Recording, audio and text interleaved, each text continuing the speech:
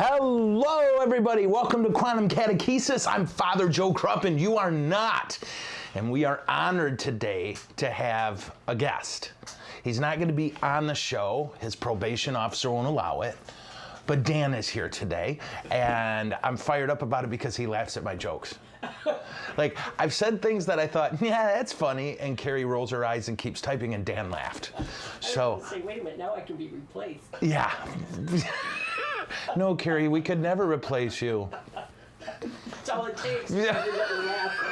So anyway, welcome to Dan and welcome to all of you. So we announced that tomorrow we're going to redo a show, in a sense, show you a show again, and that I would live, this is typing. What is this comment on it?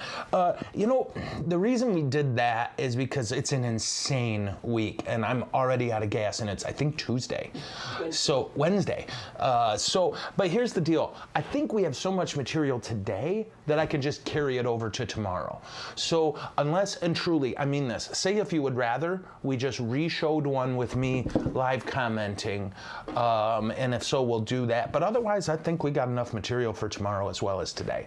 Yeah, because a lot of it's going to be talking about Carrie's issues. That'll take a while. It's going to take a while. So for those of you who are not Tiger fans, you can zone out for the next 30 seconds. If I see rightly, the Tigers are no longer in the basement of the American League Central. Yes. And I don't know what to do with that information except jump for joy. And the bad news about that is, do you know who's in last place in our competition? The Twins, who I predicted to take the American League. So I'm thinking I was wrong. And I had someone say, oh, Father, the season's not over. I'm like, for the Twins it is. We just passed them on wins. Not good. But you know who else I said? Seriously, I said, I'm dead serious. I said, in the American League, it's going to be all the Twins and the Yankees. I wasn't a little bit right. It wasn't like 1 out of 2 or, well, they're competitive. No, both are awful right now. Who would have thought it? So that's what we're going to do is this week we're going to continue our discussion about the Christian persecutions pre-Constantine, and maybe even if I have time, clear up some of the misinformation that passes for history these days, particularly in relation to Constantine, who, again, you were told legalized Christianity. No, he didn't. Who you were told was a Catholic. No, he wasn't. Not till the day before he died. All kinds of stuff we were taught about Constantine that we were taught wrong, because as a general rule in the U.S., the history books were written by people who didn't like Catholics. And that's a fact. Objective fact. Crazy stuff. So that's what we're going to do. What are we going to do Friday? Are we going anywhere? I can't remember. Well, we might? Well, we're going to be live from the festival. I'm so dumb. Yes, Friday and Saturday. If you are anywhere near Grand Blanc, like if you're within a 3-day flight, you may want to consider coming by, because on Friday and Saturday is our Parish festival, and it's going to be a panic. Great music, great food. What? And for everybody that's wanted Joe and Black beer, it's going to be there. My beer's going to be here. And if you don't want my beer, there's other beer. If you don't want my beer. No, all kidding aside, if you don't want my beer, we have people who can pray over you. Okay. So stop on by Grand Blanc Friday it's after 4 or 7, after 5. 5 o'clock. 5 o'clock is when it starts. It's $10,000 to get in. We only need a few people to come. Yeah, to hit our fundraising goal, we just need a few people to come at that price.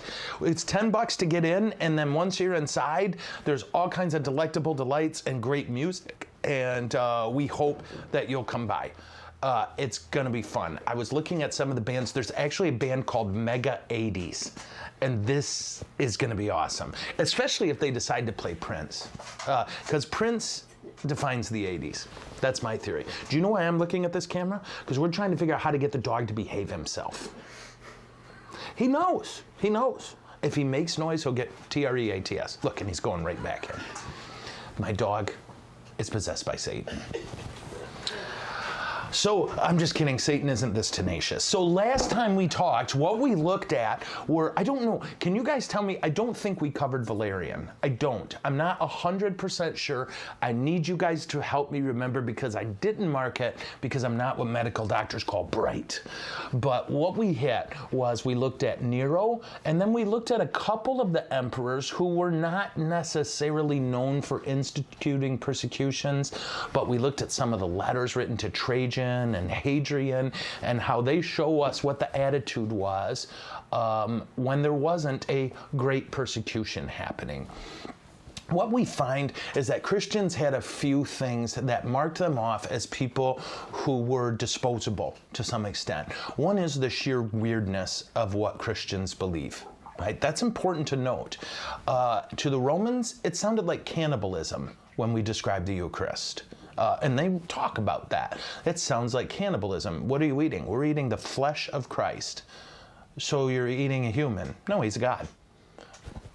It's not working for them. Okay. The other is it was definitely a religion for the bottom of the social barrel. The wealthy and powerful did not, as a general rule, convert until Christianity became a means to advance yourself much, much later. The early Christians were half literate, starving, poor, bottom of the barrel folks. And half literate, of course, in those times would be a genius in these times, by the way, which is really astounding to think of. Think of it this way. Knowledge that you and I have now, what we have is a super shallow ocean, about a 1-inch deep ocean in our minds of knowledge. What they had was a pond that was 1,000,000 feet deep. They didn't understand as much as we do, but what they knew better than we ever will. It's amazing to think of. To think of like Paul the apostle and how often he quotes Plato, the philosopher, and how clearly he knows Plato's writings. John too, the apostle. Think about it, a fisherman from a crappy little town in a country that was under occupation is quoting Plato and using, well, anyway, I could go on and on. And there's always danger. Other reasons, Christians were an easy target. Christians were pacifists. They didn't fight back. And that's something Romans didn't really have a lot of patience for. That looked like cowardice to them. So I could go on, but the key is this. It was tough to be a Christian. But at the same time, in that first 300-year stretch, there were periods of peace. There was one point, in fact, where a Christian church was built in the city of Rome before it became legal. But it depended on the emperor. And with certain emperors, it was particularly heinous. And that's where we get to, I think, the last two, Valerian and Diocletian. But my fear is we talked about Valerian. The longer I'm here, the more I think we did. And let me see, someone just texted me the answer. No, they just texted me a meme. Okay. That has no relation to the show. Not helpful. Not helpful. So the reason I suspect that we talked about it is because I talked about Mike Duncan's awesome summary of the crisis in the 3rd century. Okay, great. So we believe we covered Valerian. And so what we're left with is Diocletian and Decius. We didn't do Decius, did we? No. See what I did? I messed this all up. Sorry, guys, hold on, okay? I see what I did with my notes. With me notes, we covered Decius. Did we cover, anyway, Valerian took the throne in 253 AD, and he never came back from a war he pursued in Persia. Okay, that's what we call Iran now. He had sent 2 letters regarding Christians to the Senate. In the first, what he ordered was all Christian clergy to sacrifice to the gods. Okay? And again, think about this. For the Romans, this is no big deal. Of course you sacrifice to the gods. Of course you honor the gods. But what was hard for the Christians is not only could they not do that, but the Jews did have an exception that came, I think, under Julius Caesar, who said, well, but what the Jews can do is offer sacrifices to their God for what we want. Christians wouldn't do that, and they were never given that provision. So what did that mean? You may remember in the last show, I talked to you about these testaments, right? They would have these little pieces of paper that says, I, Joseph Krupp, offered a sacrifice to such and such God in the presence of Dan and Carrie. And then Dan would write, remember, I think I read this to everyone.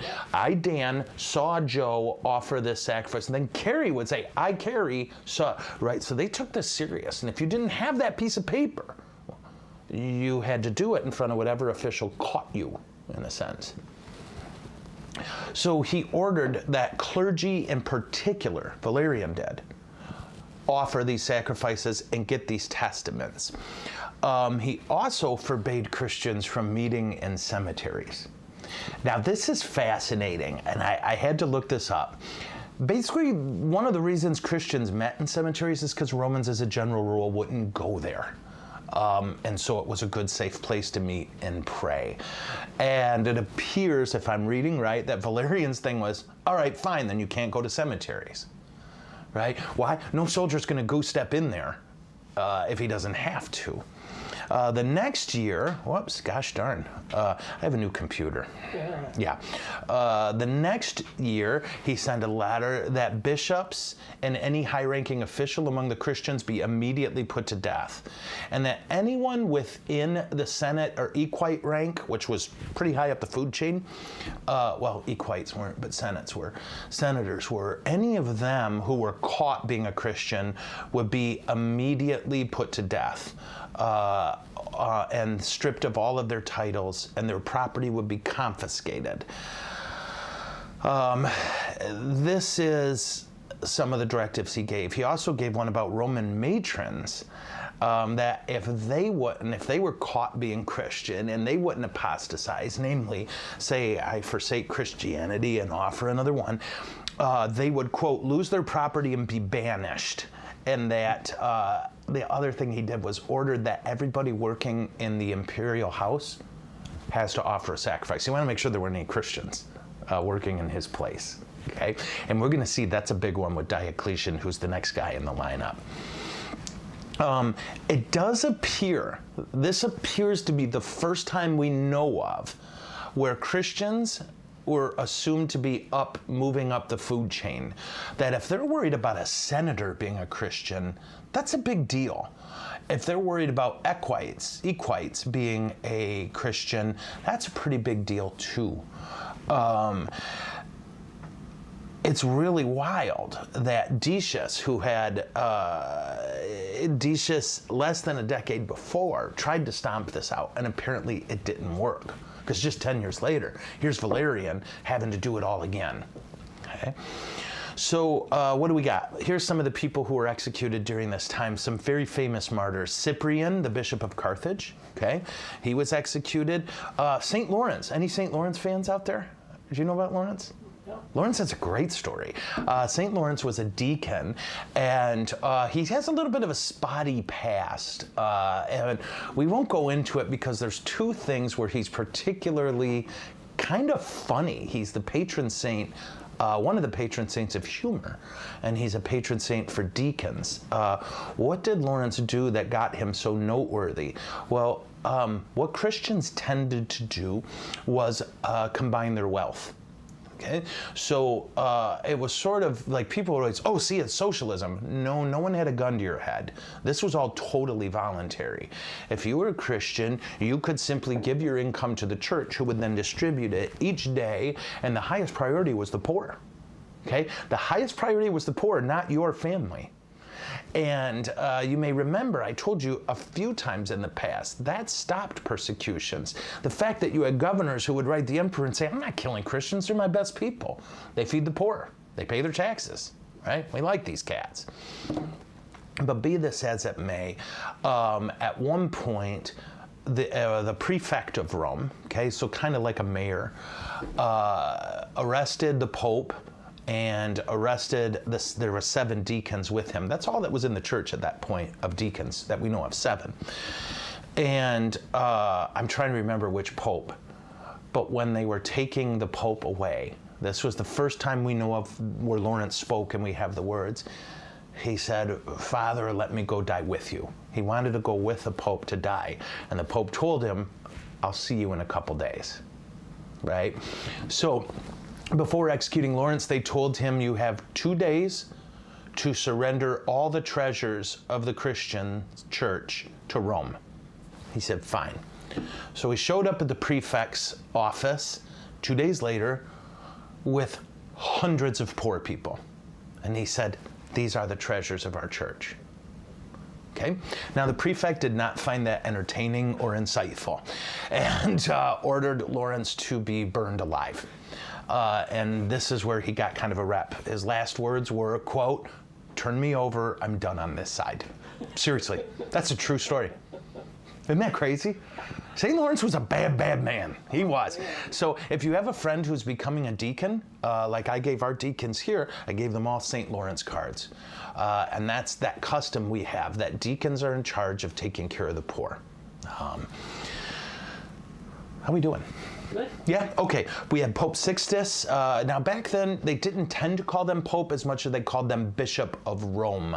Okay, like Pope Francis technically isn't elected Pope. He was elected Bishop of Rome. Okay, that's who, Sixtus II. That was the Pope who he said, Father, let me go die with you. And Sixtus said, I'll see you soon. And theoretically, they saw each other in heaven. Okay. So if you want, are people happy? How are people doing? Okay, what we can do is real quick look at, we have the records from September 14th, the year 258 AD.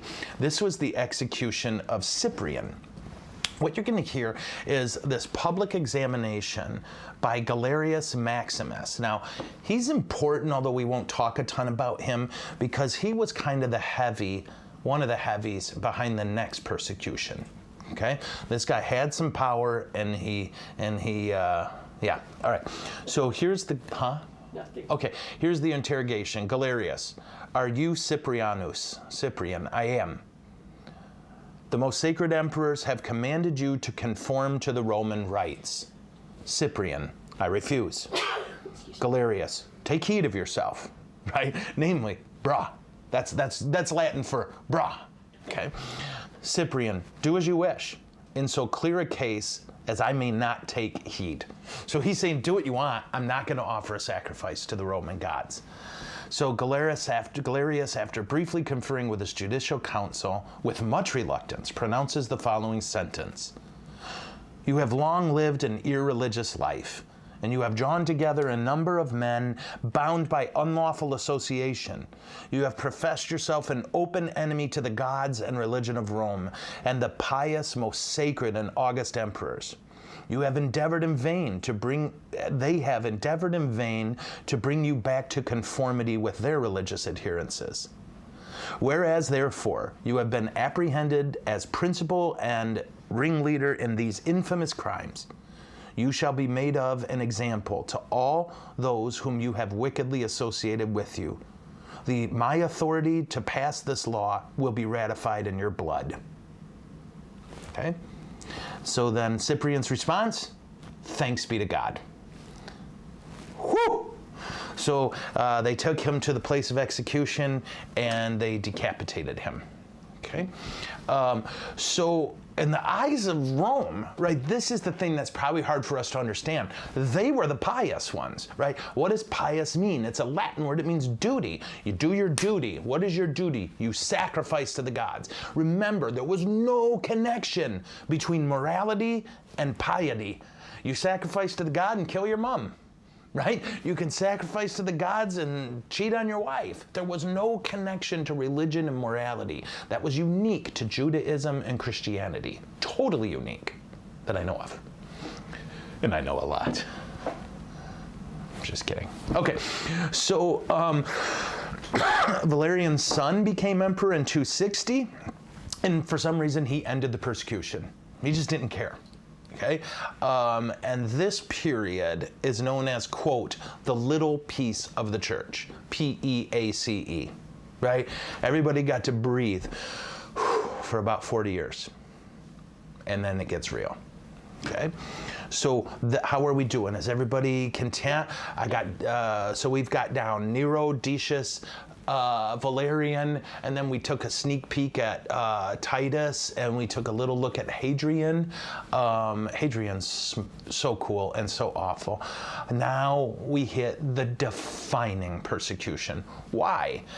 This is the longest and most violent of the persecutions, and it's the last one. Okay. Paganism attempts to make a comeback through a guy named Julian the Apostate, but it doesn't work. And what a great name, Julian the Apostate.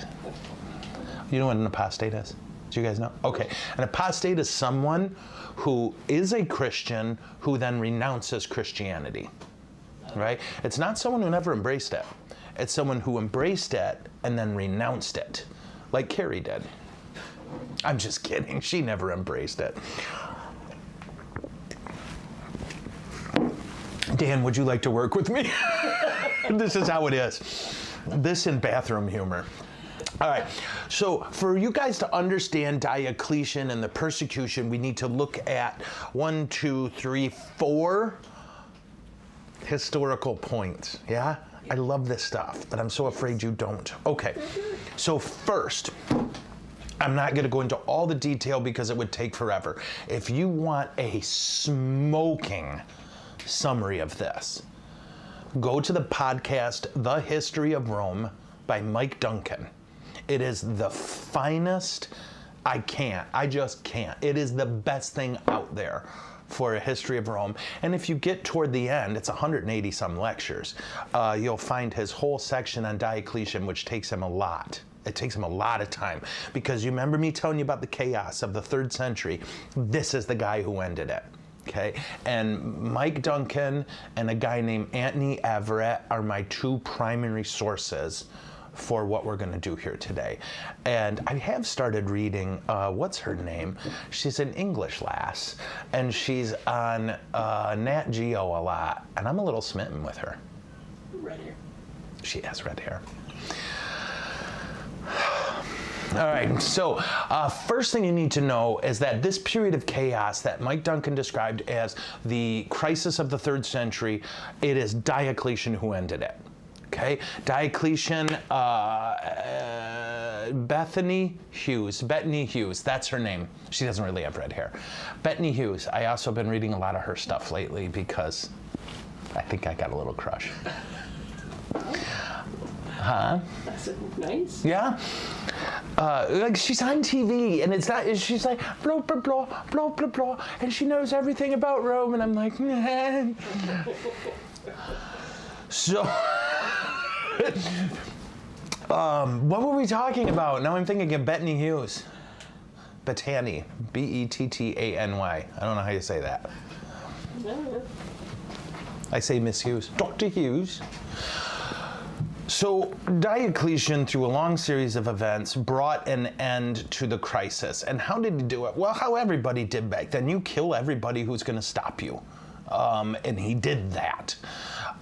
And in doing it, what he recognized was Rome was too big of a beast for one man to rule alone. And so he created the system called the tetrarch.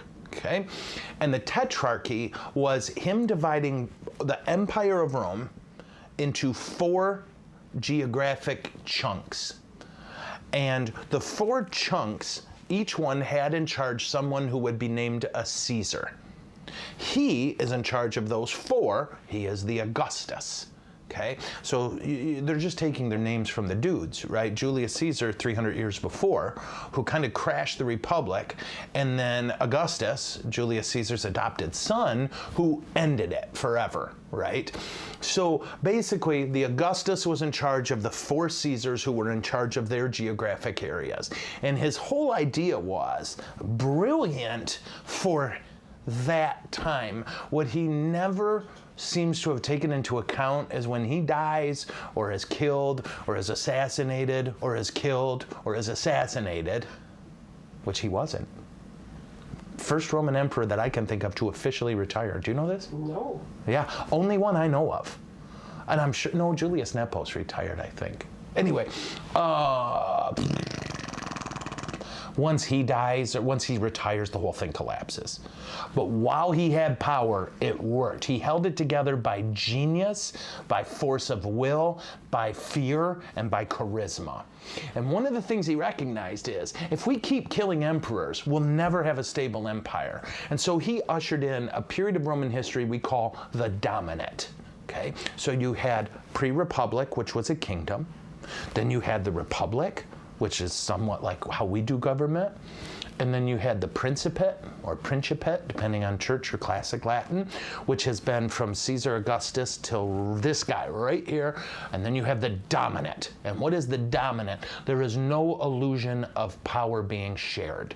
There is one man, and he is in charge, and he is divine. Roman emperors kept power in many ways by being among the people and making them happy. Bread and circuses. Feed them, entertain them, and you get to be in charge. And the only people you have to worry about are folks who want to kill you and take your job. What, I almost said Domitian, not Domitian, sorry. What Diocletian did was say, well, when you address him, it's, quote, my Lord and God. That's what you call him. He wore robes of purple. He was separate from everybody else. You genuflected before you came to him. This whole idea of European royalty, it comes from him. Everything you can think of right now about early Middle Ages is because of Diocletian. Right? This whole idea of royalty, this whole idea of divine kingship, that's all from him. Right? So this idea, it really did stabilize Rome.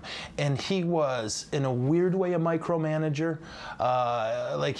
Rome had the same problem here they'd had for years. They never really understood inflation, so they solved it in all the wrong ways. But where he really shined was dividing the empire into bite-sized chunks. He made the bureaucracy a monstrosity of a thing. And by doing that, employed people who could then pay taxes. Okay? It's really an interesting time. But the key is this, a couple kind of neat things. Okay? So he took those 4 chunks. Remember I told you 4 chunks. Now take any one of those chunks. Boom, and it's right here in front of you, right? Then he divided that up. And what did they call those little geographic regions within the one geographic region? Dioceses, for Diocletian, which we still use today. We still use, in the Roman Catholic Church, the power system he set up. It's hilarious. The biggest butcher of Christians is probably, you could argue, probably formed the hierarchical structure of the church and the way it operates more than any secular person. I think that's fair to say. Let's see if a historian just texted me and told me I'm insane. Nope. Did you hear the bing? I was like, let's check and see. So again, if you're interested in more of this, anything by Anthony Everett, Mike Duncan, The History of Rome, you can read his book or listen to his podcast. The man can do no wrong. The other thing you need to know, how are we doing? Are people bored? I'm so sorry, guys. We will get to the persecutions. It's good. Okay. Is at this point, we really start to see the manifestation of something that's been bubbling in the Roman Empire for a while. Okay? And it's not bad or good. It's just is what it is. Okay? There began to be, in the Roman Empire, a kind of division of culture. Okay? There started to become this idea of Eastern Rome and Western Rome. Is this sounding familiar to the church today? Yeah? Right? That basically what you find is the more Eastern Romans, so think what do you call it now? Istanbul, right? Istanbul, which was called Constantinople back then. If you think of that east, am I saying this right? Yes. Think of that east, what you've got is people who are coming in contact with like mystic religions, with mystery cults, all these kind of things. And they became very taken with mystery and wonder and awe. Whereas the Western Romans continued that kind of A-type obsession. My dog is coughing up goo. Yeah, is it gross? Is it chunks? It hasn't come out yet. Oh, okay. Sounds like it will. Yeah. That's freaky. Welcome to the show, everybody. Right. At least he's not, because he can do that. He cleared out a Bible study one time in Hudson. Did I tell you this? No. True story. I was doing this Bible study. I had just got him. I didn't have him 2 weeks at this point. And he laid down on the floor at the front row, and that whole front row got up and fled like it was a crime scene. Whatever came out of him, yeah, it wasn't holy. So what you start to see is a cultural, political shift where you see the East part of the Roman Empire and the West part really starting to have their own two cultures, okay? And big part of this, Marius, let's be a good boy. A big part of this is why you're going to see eventually the Western Roman Empire falls and the Eastern one stands strong for another, my gosh, almost 900 years, I think, 300, 1100, more than 900 years, okay? So when you talk about the East and the West, you're going to see in Rome this cultural split starting in the Roman Empire. Now, Marius, in 284 AD is when Diocletian took kind of sole control of the empire. And he wasn't immediately hostile toward Christians. What it definitely did, what it definitely was, well, the story is this, okay? That Romans did these things called divinings, okay? Where, like, you would get a high priest, Marius, of a pagan religion. Okay, he would do, we're gonna walk the evil one out. Did he puke? Nope. Shoot, he's trying. Yep. Okay, so they would take a bird or something and cut it up open and get its entrails, and the priest would look at it and predict the future. They were basically trying to divine what they should do. It was called the taking of the auspices. So it might be pig guts, it might be bird guts, it might be looking at the sky, at the birds flying, whatever it is. They had a priest for everything who would help you know what the gods wanted by doing this taking of the auspices, okay?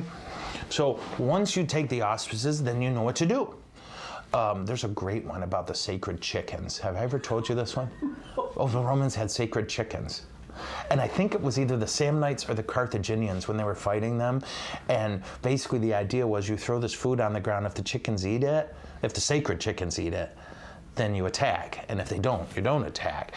And gosh, I wish I could remember the name. I want to say it was a guy named Agnes, but I don't take my word for it. They put the feed down and the chickens didn't take it. And he wanted to attack. So he said, maybe they're thirsty. And he threw them in the water. And then they lost the battle. Isn't that hysterical? Sacred chickens. Why doesn't the Catholic Church have sacred chickens? So in the taking of the auspices, what Diocletian was told by the priests is we can't get a clear sign. Something is blocking the will of the gods. And then one of the priests pointed out, one of your slaves made a Christian sign. Okay?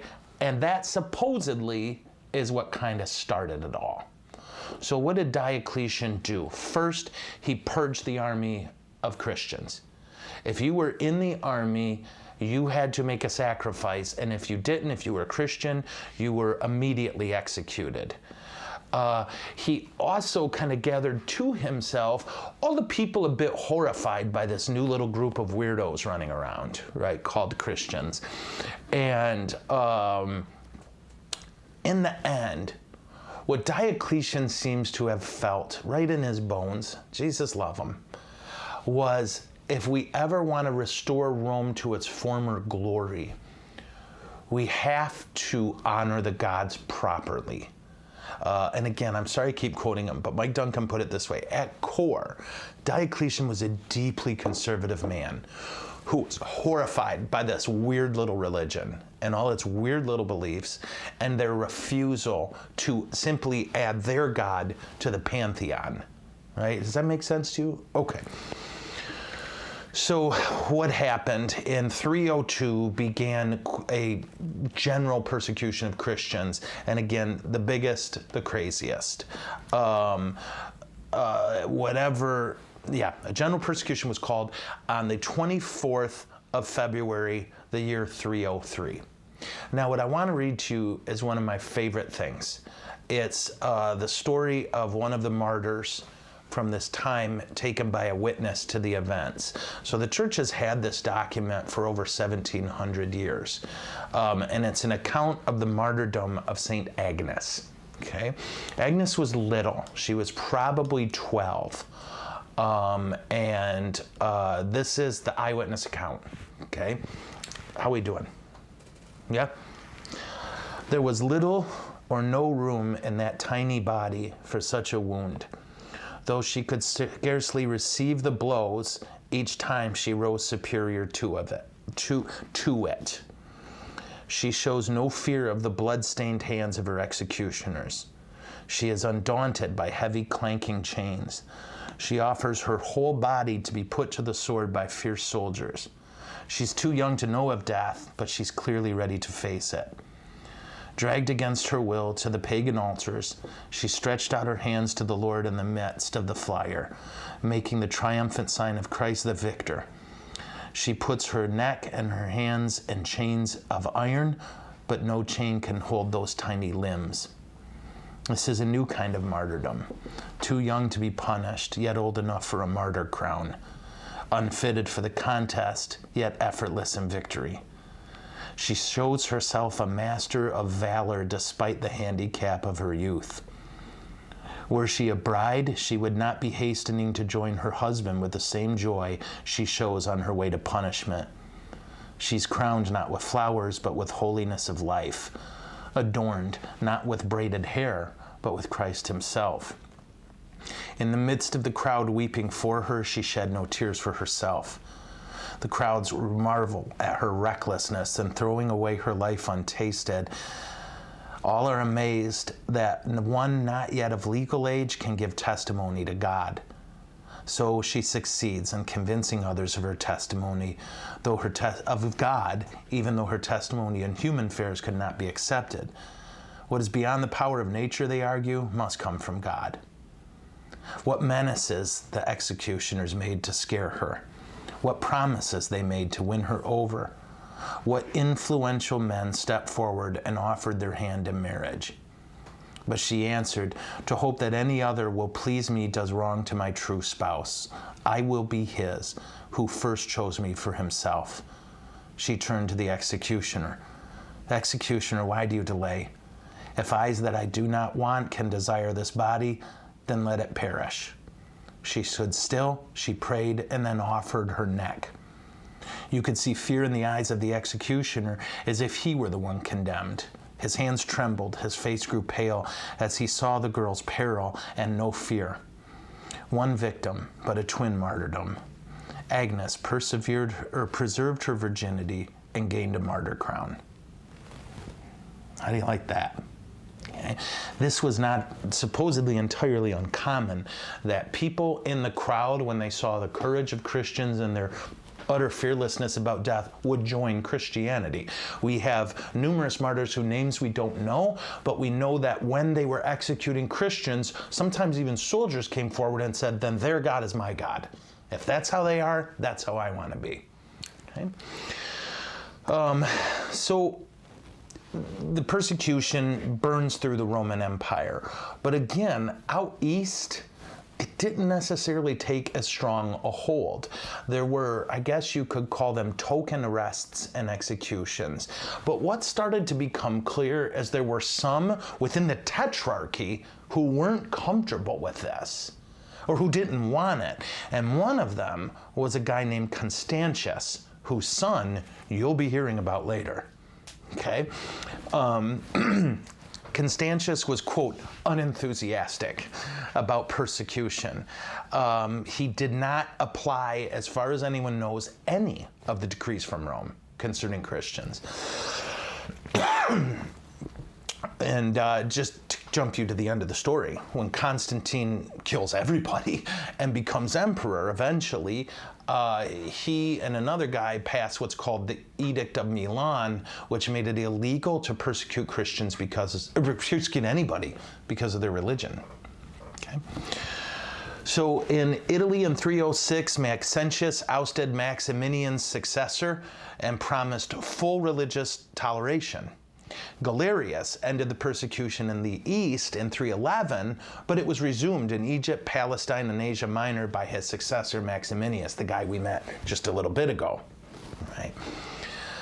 So, how we doing? Yeah. I know all these names, guys, but it's all the tetrarchy, okay? And people killing the tetrarchy and becoming the next one in the food chain, okay?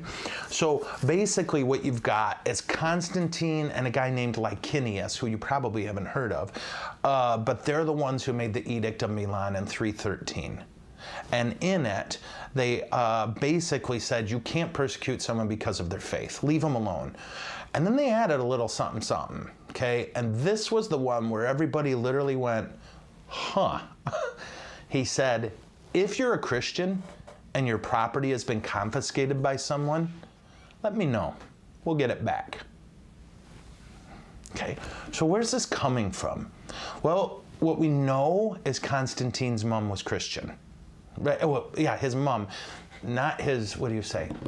His dad's mistress. There you go. There we go. What's her name? Helena. Okay? And Helena was Constantine's mom. And yeah, the city of Helena, by the way, is named for her. Yeah, interesting stuff. Just like Cincinnati. Do you know about that? Named for Cincinnatus, the great Roman general? Yeah. And in fact, that I know of, I think there's still a Society of Cincinnatus that like George Washington, all of them were a part of. He was the greatest defender of the Republic. Anyway, blah, blah, blah. So later, you're going to see Licinius turns against the Christians. But it's more that he turned against Constantine. Constantine, and this is why I struggle when people describe him as the first Christian emperor. And there are Christians, particularly in the East, who would get furious at me for saying this. He wasn't a good man. I mean, he wasn't, you know, and it's hard to describe. He was good to Christians, but Saddam Hussein was good to Christians, right? Truly, right? Good to Christians doesn't mean good person at all. And Constantine did some pretty awful things. And one of them, him and Licinius, took total control of the empire, divided it in half, and then all Constantine did was needle Licinius to try to force another fight so he could take total control. And it worked, right? It worked. He killed his ally and took control of the whole thing. By 324, Constantine runs the whole thing. He is in charge of the empire. He moves the capital of Rome to Constantinople. So no ego problems. Constantinople, the city of Constantine, okay? And I believe he claimed the Archangel Michael showed him where to put the walls. I have that as a half memory. But what in the end was the aftershock? Okay, and what at the course of the time the Christians didn't know this, but what turned out to be the last great persecution? A few things, okay, and all of them, some of them were good. Okay, some of the things that happened with the legalization of Christianity were good. A lot of what happened was really bad. Okay, and we'll talk about that. How are we for time? Oh my gosh. 15 minutes. Okay, praise the Lord. Okay, so maybe that's what we'll focus on tomorrow. Should I see, are there any questions right now on what we've covered? Okay, if so, just hit me and we'll get after them. And then starting today and then tomorrow, I'll cover the aftershocks of the persecution because there's a ton of them, but they're really, really, really important to us. Okay, even something as silly as graffiti. Not silly. It's silly to us. It was not to them. Is there one for me to look at? Okay, hold on. I'll scroll up. So, sure. One of the things you're going to learn is that there were a lot of Christians who actually weren't happy about Christianity being legalized. Why? Because for the first time in Christian history, in their mind at least, there were people becoming Christian who weren't ready to die for it. And that freaked them out, and rightly so as it turned out. Yeah. Were all the East fathers called popes? No. Okay, so the question is, were all the early Christian fathers called popes? If I understand your question right, the answer is no. Okay. Basically, they had the same structure we do. that somebody is elected Bishop of Rome, and whoever that is the Pope. The others might have been called patriarchs or episcopos, namely what we would call bishops now. And then there were presbyters, that's the word that we translate priests. And then there were diakonos. Oh, presbyters, what does that mean? I just forgot. Isn't that funny? Isn't that funny? That's crazy. Oh, but anyway, there were diakonos, or what we call deacons, which were table servers. Their job was to preach the gospel and feed the poor. An elder minister in the Christian church. Yeah, but it's a Greek word, and I can't remember. Yeah. So anyway, not all the early Christian fathers were popes. In fact, I don't think most of them were. Like today, we have an early Christian father, Saint Ephrem, who was a deacon.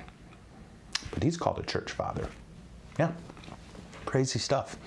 A lot of the popes were killed, guys. A lot of the popes, especially at the beginning, were killed. And if you ever go to, I think it's St. Paul outside the wall in Rome, it's quite worth your time to see. They have a picture of every pope, from Peter to Francis. And did I ever tell you this? So they built that church a long time ago, right? And they put these little circles for the pictures. So whenever there's a pope, you put his picture up there, right? And it wraps around the church. There's 2 spots left. Stop. I know. Isn't that creepy? Like when you're looking at it, they're like, just so you guys know, the prophecy was when this fills up, the world ends. And that's not like I don't think that's a Christian prophecy as much as it's just like dang, there's 2 spots left. And here's the crazy part. If you look at the writings of that Irish monk, and I can never remember his name, who predicted the last popes, we're right on track. According to him, we got 2 more. And it's really weird because St. Paul, outside the wall, the church had nothing to do, no actual connection to this dude. Here's how you'll know if they're right. He says the last pope's going to take the name Peter. Right? So here's my thing. If I'm elected pope, I'm taking the name Peter just to freak out all the conspiracy theorists. Wouldn't that be cool? Why'd you choose the name Peter? To screw with people.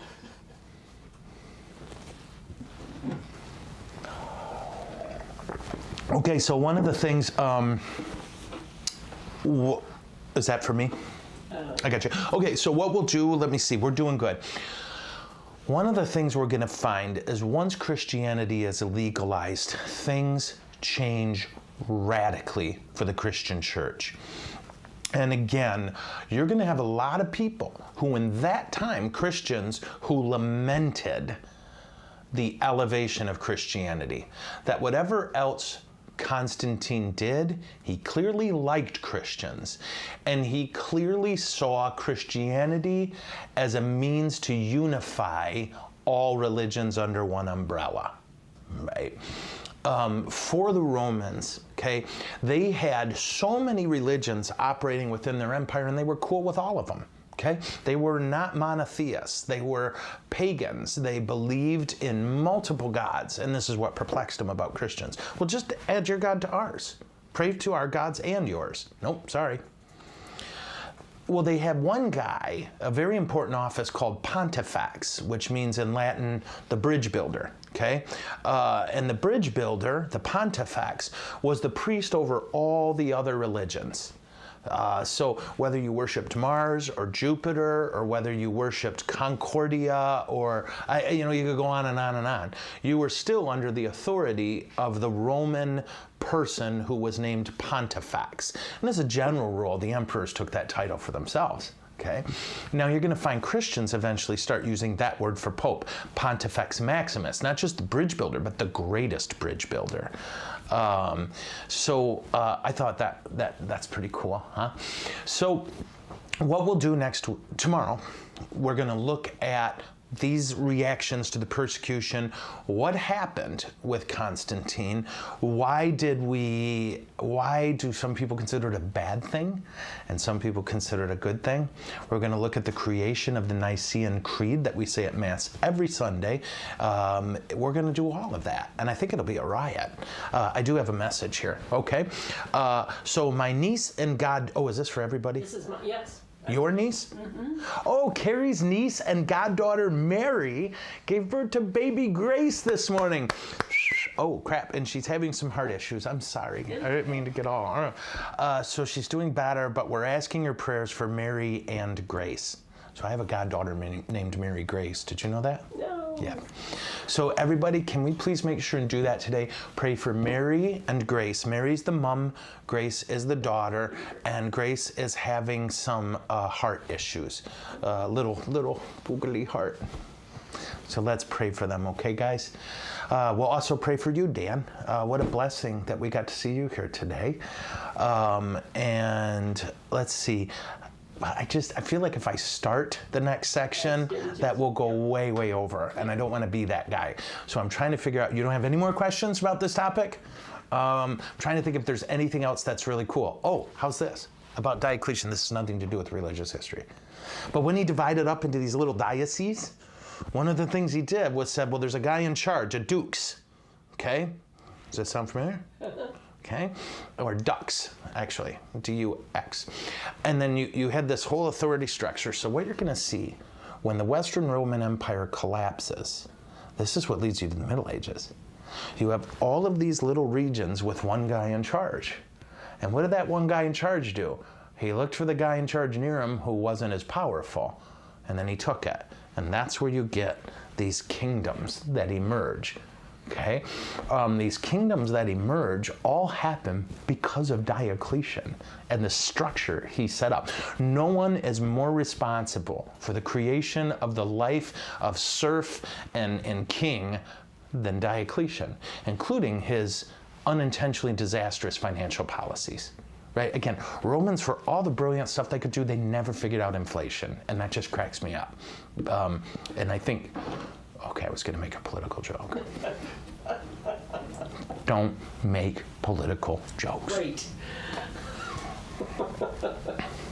Too close to the end of the I know, and people are all so, oh, I love my candidate. Who doesn't love you and don't even know you exist? You're just a means for them to get power. But you cheer for them. All right, so I'm a little cynical about it, Dan. Yeah. Do you know what your name means? Your name's Hebrew. It means God is my judge. Yeah. Okay, so I will wrap up, I guess a little early today, but again, I think tomorrow, I think you're really going to enjoy, because it's honestly insane. And so much of who we are as a church really gets formed in this crazy turbulent period where you have the shakeout of the faithful Christians who persevered, the ones who didn't persevere but wanted to be Christian again, and the people who came out of their secret Christian communities and went, wait, Jesus is God? Right? Seriously, there were people who just didn't understand what Christianity was, but were dying for it. And so then how do they figure out what Christianity is? That's what we'll get to. So tune in tomorrow. I hope you enjoyed today. Please tell us if you didn't. I get so insecure about this. But I love history stuff, and I don't know if you do. But if you want, go into Google and type in martyrs under Diocletian, and they'll give you a list. And it's impressive. A lot of popes, a lot of bishops, a lot of lay people, lots, and all saints covered in blood. So I will wrap us up, and then I will see you beautiful people tomorrow, unless I fall over dead, in which case, I don't know, you can have my stuff. Yeah. Ready to pray? 1 second. Oh, Carrie's got something for me. Hold on. No, I'm going to get a drink. I spelled something wrong. That's okay. That's not how you spell Satan. I did have someone write me a letter once, and it was really awful. And this is so terrible of me. I know I'm and I don't mean to be mean, but it was just one of those, you're an awful priest, blah, blah, blah. The person's broken, whatever. But they kept spelling Satan, S-A-T-I-N. Satin. Satin. And I couldn't help it. You have to read it as satin. And it's so cool to read like a rage letter where they spell Satan wrong. Father, you are in league with Satan. Yes, it's so comfortable. I don't even know if I know what satin is. I know it's a material. But apparently, I work for Satan. And gosh darn that Satan. Okay, sorry. In the name of the Father, and of the Son, and of the Holy Spirit. All right, Jesus, we are so grateful for the brave women and men who've gone before us and who bled for you, and who teach us that our focus needs to be on loving you and caring for the poor. Help us to not put our trust in princes or in governments, but in you. And help us to never abdicate our duty to care for the poor, ever. We ask that through the intercession of the holy martyrs, we would all grow in holiness and in love and in courage and in goodness. You know all the things we're scared of. You know all the things we're worried about. You know all the people we love that we carry in our hearts. And right now we give those all to you. And we love you and we trust you.